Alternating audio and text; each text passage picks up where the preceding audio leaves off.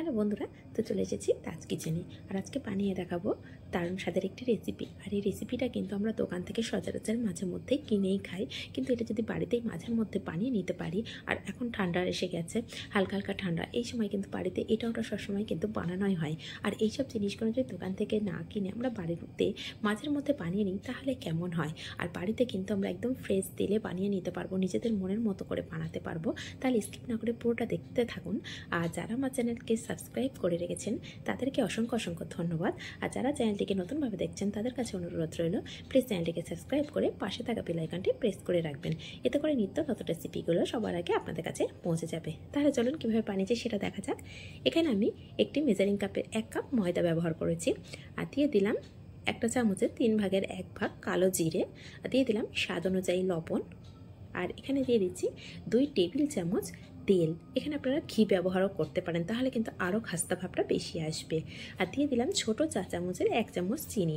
চিনির পরিমাণটা বেশি দিলে খুব বেশি মিষ্টি মিষ্টি হয়ে যাবে, সেই জন্য কিন্তু আমি অল্প ছোট চা চামচের 1 চামচ চিনি দিয়েছি। দিয়ে খুব ভালো করে ময়ানটা দিয়ে নিয়েছি। আর ময়ানটা দেওয়ার সময় কিন্তু খুব খেয়াল রাখতে হবে যেন আটাটা তেলের সঙ্গে খুব ভালোভাবে মিশে যায় আর ময়ানটা খুব ভালোভাবে হয়। তো দেখুন হাতের মধ্যে নিচ্ছি, এটা কিন্তু একদম একটা দলা পাকিয়ে যাচ্ছে। এই পর্যায়ে বুঝতে পারবেন যে ময়ান দেওয়াটা একদম ভালোভাবে হয়ে গেছে। এই পর্যায়ে খুব সামান্য সামান্য জল দিয়ে একটি ডো রেডি করে নেব। জলটা কিন্তু একবারে একদম বেশি দেবো না। আর দেখুন ডোটা আমার রেডি হয়ে গেছে। আর কেমন ফাটা ফাটা ভাব এসেছে, এটাই কিন্তু একদম পারফেক্ট হয়েছে। এটা কিন্তু একদম শক্ত হবে, একদম নরম ভাব আসবে না। তো এটাকে আমি 10 মিনিটের জন্য রেস্টে রেখে দেব। এদিকে 2 চামচ আমি তেল নিয়ে নিয়েছি, ছোট চা চামচের 2 চামচ তেল নিয়েছি। আর 2 চামচ ময়দা এখানে দিয়ে একটি গ্লো রেডি করে নেব। তবে গ্লোটা আমি রেডি করে নিয়েছি, দেখুন এরকম পাতলা হয়েছে গ্লোটা। এদিকে আমি আটাটা দেখে নেব কতটা সেট হয়ে গেছে। দেখুন আগের থেকে কিন্তু একটু নরম হয়ে গেছে, তো এটাকে আমি খুব বেশি মাখবো না। এটা থেকে যে যেমন সাইজের নিমকি করতে চান সেইভাবে কিন্তু লেচিটা কেটে নিতে হবে। আমি এখানে ছোট ছোট নিমকি করব, সেই জন্য কিন্তু একদম ছোট ছোট সাইজের লেচি কেটে নিচ্ছি। একদম লুচি থেকেও কিন্তু ছোট হয়েছে লেচিটা। তো এখানে একটি লেচি নিয়ে আমি বেলে নেব। আর এই বেলার সময় কিন্তু একদমই ময়দা ব্যবহার করা যাবে না, তাহলে তেলটা কিন্তু একদমই খারাপ হয়ে যায়। যদি প্রয়োজন হয় সামান্য একটু তেল দিয়ে নিতে পারেন, কিন্তু এখানে ময়দা একদমই ব্যবহার না করাটাই ভালো। তো আমার এখানে না ময়দা না তেল কিছুই আমি ব্যবহার করিনি। এইভাবেই আমি বেলে নিয়েছি, নিয়ে ছোট লুচির মতো করে আমি বেলে নিয়েছি। বেশি বড় করিনি, যেহেতু আমি এখানে ছোট ছোট নিমকিটা রেডি করব, সেই জন্য কিন্তু খুব ছোট করে লুচির মতো করে নিয়েছি। আর নিয়ে মাঝখানে যে গ্লুটা রেডি করে রেখেছিলাম সেটা দিয়ে দিয়েছি। দিয়ে এইভাবে মাঝ বরাবর আমি ভাঁজ করে নিয়েছি। আবারও এই সাইডে একটু গ্লো দিয়ে দিচ্ছি, দিয়ে আবারও ঠিক এইভাবে একইভাবে ভাঁজ করে নিচ্ছি। নিয়ে সাইডগুলো একটু চেপে দিতে হবে যাতে না খুলে যায়, দেখতে সুন্দর লাগবে। অনেক সময় খুলে যাওয়ার ভয় থাকে যখন ফুলে যায়, সেই সময় এখানে আপনারা চাইলে সামান্য একটু খাওয়া সোডা ব্যবহার করতে পারেন। তো আমি এখানে খাওয়া সোডা ছাড়াই করেছি, এতে করে কিন্তু অনেকটাই খাস্তা হয়েছে। তো আরও একটা আমি ঠিক একইভাবে বেলে নিচ্ছি, বেলে নিয়ে আমি দেখিয়ে দিচ্ছি।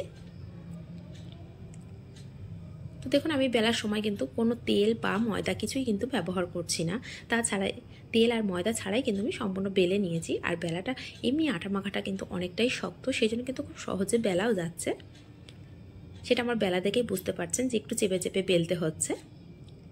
তো ঠিক একইভাবে আবার ওগুলোটা আমি এক সাইডে একটু বেশি করে লাগিয়ে নিচ্ছি। দেখুন একটা সাইডে বেশি করে লাগিয়েছি, একটা সাইডে কিন্তু একটু কম আছে, যে সাইডটা আমি ভাঁজ করে দিচ্ছি। দিয়ে আবারও ঠিক এইভাবে এই সাইডটা আমি একটু চেপে চেপে দিচ্ছি যাতে করে না খুলে যায়। অনেক সময় ভাঁজটা খুলে যাওয়ার সম্ভাবনা থাকে, সেই জন্যই কিন্তু এইভাবে ভাঁজ দেওয়ার পরে একটু চেপে দিতে হবে সাইডগুলো, তাহলে করে একদমই খুলে যাবে না। এইভাবে একটা কাঁটা চামচ দিয়েও আমি আবারও এইভাবে চেপে দিলাম যাতে না খুলে যায়। তো আমি 2 রকমভাবেই দেখিয়ে দিয়েছি। এদিকে আমি যখন রেডি করে নিচ্ছিলাম নিমকিগুলো, সেই সময় কিন্তু তেলটা বসিয়ে দিয়েছিলাম। আর তেলটা কিন্তু খুব ভালো করে গরম করে নিয়েছি, নিয়ে নিমকিগুলো ছেড়ে দিলাম। আর নিমকিগুলো দেওয়ার সাথে সাথে কিন্তু ফ্লেমটা একদম লো করে দিয়েছি। আর লো ফ্লেমেই ভাজাটা করব, তাহলে কিন্তু নিমকিটা খুব খাস্তা ভাব আসবে। আর যদি মিডিয়াম টু হাই ফ্লেমে দিই তাহলে কালার চলে আসবে, খাস্তা ভাব কিন্তু একদমই আসবে না। সেই জন্য কিন্তু একদম লো ফ্লেমে ভাজাটা আমি রেডি করে নেব। আর দেখুন কিছুক্ষণ পরে দেখাচ্ছি ওপরে কিন্তু ভেসে উঠেছে, মানে কিছুটা হলেও ভাজাটা হয়ে গেছে এক সাইড। আরও এক সাইড ঠিক একই রকমভাবে আমি ভাজাটা করে নেব।